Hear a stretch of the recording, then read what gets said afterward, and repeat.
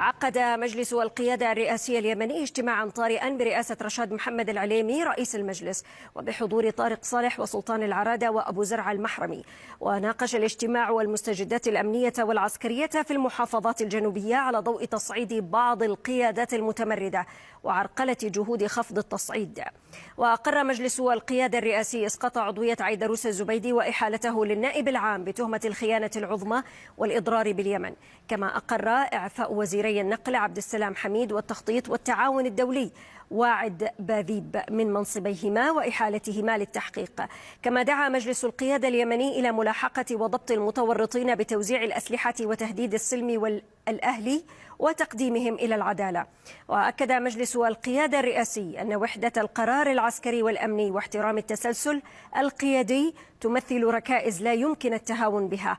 وأقر المجلس على هذا الصعيد جملة من الإجراءات العاجلة بتوحيد القيادة والسيطرة على كافة التشكيلات العسكرية والأمنية ومنع أي تحركات أو تعبئة خارج إطار الدولة.